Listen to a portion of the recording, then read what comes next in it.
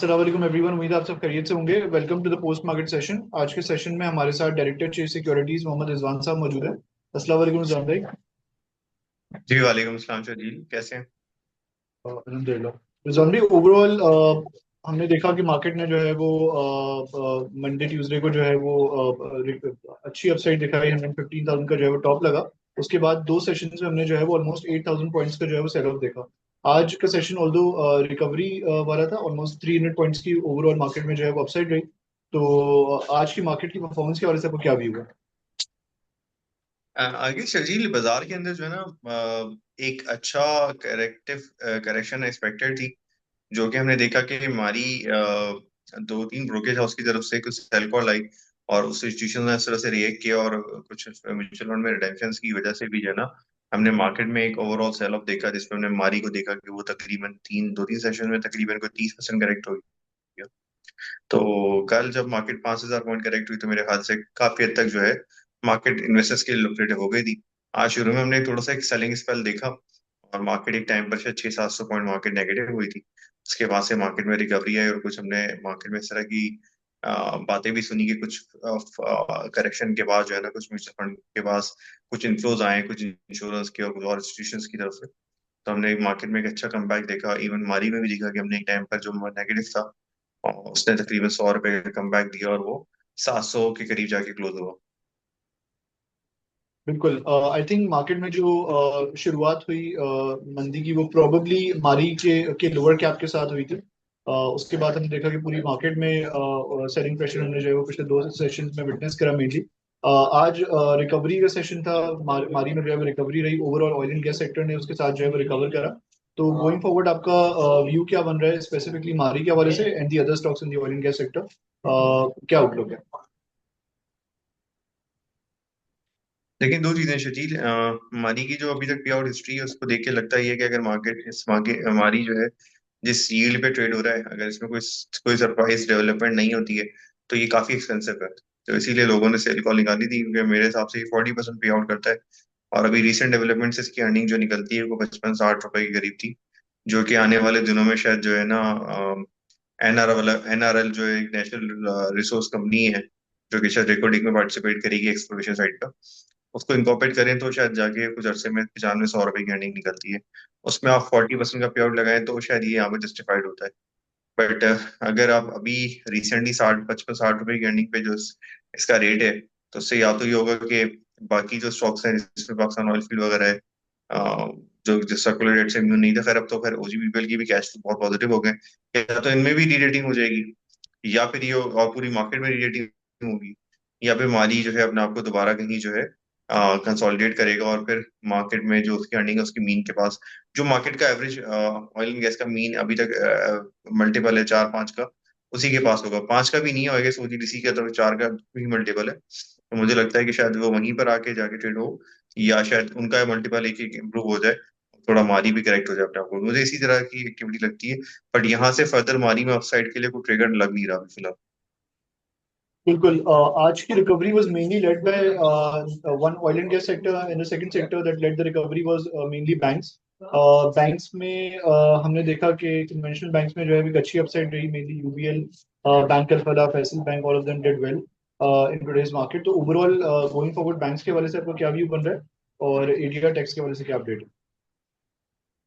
देखिए, ADR tax के ऊपर तो अभी तक कोई क्लैरिटी नहीं है, वो कमेटी का क्या फिर फैसला आएगा, वो तो अभी तो बहुत सीक्रेटली काम करें।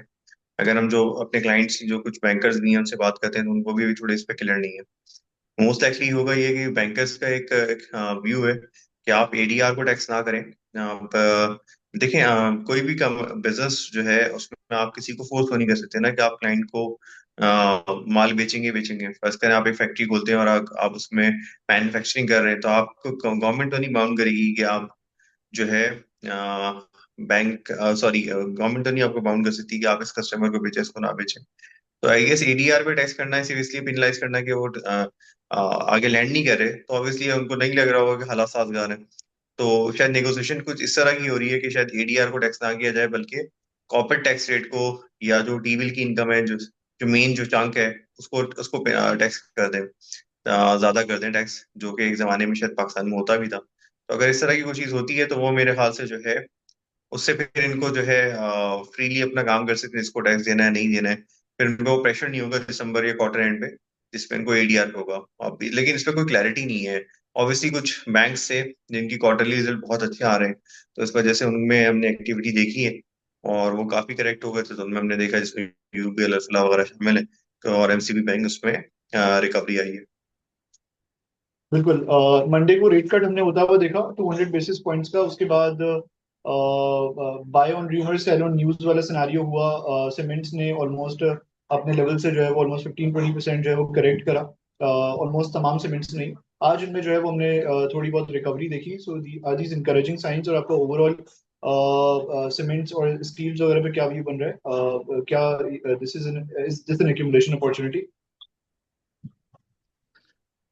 देखिए, एक चीज तो शरीर जो सिग्निफिकेंटली बहुत बेहतर हो गई है वो ये हुई कि हम जो है एक साल पहले जब डिफॉल्ट की बातें कर रहे थे और आईएमएफ में लोन नहीं दे रहा था, उस वक्त हालात काफी खराब थे। अब अगर आप पॉलिटिकल साइड पे भी देखें तो ठीक है, इश्यूज अभी रिजॉल्व नहीं हुए, बट रिलेटिवली बेहतर है। मतलब जो हालात बिल्कुल धरने और क्लैश की तरफ है, वहां पर भी थोड़ी स्टेबिलिटी है। सेकेंडली, इकोनॉमिक इंडिकेटर्स की अगर हम बात करें तो उसकी वजह से अगर आप वो देखें तो मेरा ख्याल है कि करेंसी भी स्टेबल है, करेंसी रिजर्व भी एटलीस्ट डिप्लीट नहीं हो रहे, और आप अपनी पेमेंट्स भी सारी टाइम पे कर रहे हैं, रेमिटेंसेस बढ़ रही हैं। और तो उन सारी चीजों को देखते हुए शायद लगे रहे कि इकोनॉमिक्स के नंबर्स बेहतर होंगे, तो मेरा ख्याल है कि बाजार में भी तो इसी तरह से एक्टिविटी आती ही रहेगी, और यही वजह जिसकी वजह से हमने देखा कि चीजें बेहतरी की तरफ जा रही हैं। बिल्कुल रजान भाई। I guess overall to last question and then we'll wrap up this session. Overall market के हवाले से आपको क्या बन रहा है going forward? Do you anticipate this I guess मेरा टू एक कंटिन्यू? सवाल का शायद थोड़ा सा आंसर मैं थोड़ा सा अपने रिपीट करिए। आई गेस सीमेंट का आपने पूछा था, सीमेंट में मैं ये एक्चुअली इसको मैं लिंक करना चाह रहा था विद द सीमेंट के ओवरऑल जो इकोनॉमिक एक्टिविटी पिकअप होती है तो मार्केट हमेशा फॉरवर्ड लुकिंग होती है।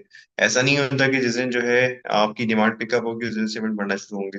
तो इन एंटिसिपेशन, क्योंकि अगर आपकी इकोनॉमी स्टेबल हो रही है, आपकी इन्फ्लेशन नीचे आ रही है, आपकी करेंसी पे प्रेशर नहीं है, तो ऑब्वियसली आपकी असल हमारे यहाँ जो महंगाई जब भी आती है ना, उसमें करेंसी सबसे बड़ा मेजर रोल प्ले करती है, क्योंकि हमारे यहाँ ज्यादा चीजें इम्पोर्ट ड्रिवन होती हैं। और जब हमारी इम्पोर्ट वाली चीजों में सॉरी इम्पोर्टेड चीजें सॉरी डॉलर बढ़ता है तो उससे इम्पोर्ट हम पर प्रेशर आता है, इन्फ्लेशन होती है, और फिर उससे फिर हमारे यहाँ इंटरेस्ट रेट वगैरह बढ़ना शुरू होता है। तो अभी तक हमें लग रहा है कि करेंसी इन चेक है, रिजर्व पे कोई प्रेशर नहीं है फिलहाल, शॉर्ट टर्म में लग भी नहीं रहा, तो उसकी वजह से हमें लगता है कि आने वाले दिनों में सीमेंट और स्टील सेक्टर जो है, जो लैकलस्टर थे या जिसमें इंटरेस्ट नहीं आ रहा था क्योंकि कंस्ट्रक्शन एक्टिविटी बिल्कुल नहीं हो रही थी, तो आने वाले 2-3 महीनों में शायद आपको इनमें भी थोड़ी डिमांड शायद होती हुई लगे, इसीलिए इन्होंने करेक्शन तो ले ली है, बट यहाँ पे इंटरेस्ट आ रहा है और लोगों को अपने लिए अगले 6-8 महीने के हवाले से कुछ पोर्टफोलियोज में इनको भी ऐड करना चाहिए।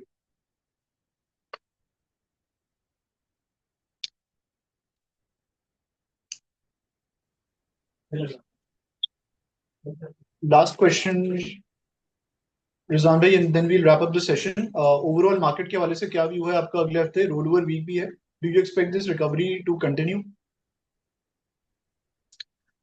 आई गेस शदीद मार्केट में ना एक जो मोमेंटम बना था जिसकी वजह से हमने रेट कट के एंटिसिपेशन में और लोगों की कन्वर्जेंस को बहुत तेजी से आता हुआ देखा था, वो एक फ्लो ने मार्केट को पुश किया और मार्केट ने 1,17,000 का लेवल पे अचीव करने के बाद थोड़ा करेक्ट किया मार्केट को। अब मेरा अपना ख्याल है कि मार्केट में जो है जो मोमेंटम होगा वो शायद जो है फ्लो बेस आता रहेगा, बट शायद अब वो slow and gradually slow slow slow study हो, बट इतनी तेज ना हो। शायद जैसे अब जनवरी के बाद आपने सुना कि कुछ इंश्योरेंस वालों का इंटरेस्ट है कि वो अपनी एलोकेशन म्यूचुअल फंड में बढ़ाएंगे, या वो कुछ मार्केट में भी पार्टिसिपेशन स्टार्ट करेंगे, या बैंकों की जैसे इन्फ्लोज आना शुरू होंगे। फिर जब मार्केट थोड़ा सा बढ़ती है तो फिर कन्वर्जन और आना शुरू होगी।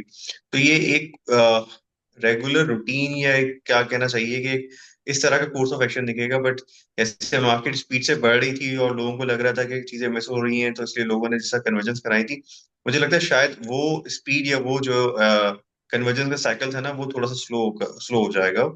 और आने वाले दिनों में शायद जो है ना आपको भी मोमेंटम रहे, बट शायद जो है इसमें कभी बहुत तेजी आ जाएगी, कभी बहुत जो है ना स्लो होगा, क्योंकि इन्फ्लेशन की एक्सपेक्टेशन तो हमारी भी और मार्केट पार्टिसिपेंट की भी काफी कम है।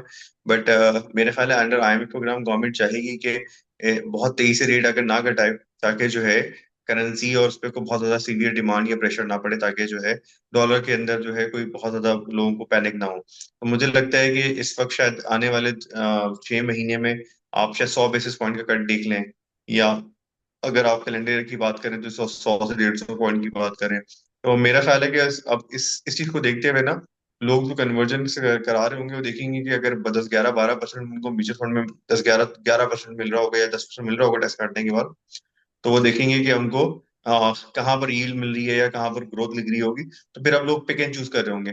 तो मेरे ख्याल से अब मार्केट एक लेवल पर आ चुकी है जहां पर मार्केट जो है नॉर्मल कोर्स ऑफ एक्शन में जहां पर अर्निंग्स आ रही होंगी उस तरफ मूव हो रही होगी। तो यही पैटर्न मुझे लगता है आने वाले पूरे साल में जो अनकरीब शुरू होने वाले 1 हफ्ते के बाद। और जहां तक आपकी रोल ओवर की बात लग रही है, उससे ये लग रहा है कि रोल ओवर में ऑब्वियसली जब मार्केट रिकवर कर जाती है इतना प्रेशर नहीं होता। अगर आज ही मार्केट प्रेशर में बंद होती तो यकीनन उसमें एक प्रेशर बिल्ड हो सकता था। और मुझे लगता है कि शायद रोल ओवर का थोड़ा बहुत जरूर प्रेशर आएगा, क्योंकि जिन लोगों ने माल बेच दिया है वो दोबारा अभी कन्वर्ट करेंगे या कुछ पोजीशन काटेंगे, अभी आने वाले वक्त में बताएंगे। लेकिन मुझे लगता है क्योंकि रोल ओवर एक वेडनेसडे की छुट्टी कैसे थोड़ा सा शॉर्ट भी है, तो मुझे लगता है थोड़ा सा प्रेशर, शायद थोड़ा बहुत प्रेशर होगा, या मार्केट हो सकता है कि वहां पर थोड़ा कंसोलिडेट करे। बिल्कुल। Thank you so much Rizwan भाई फॉर पार्टिसिपेटिंग टुडेज सेशन। अल्लाह हाफिज। बस।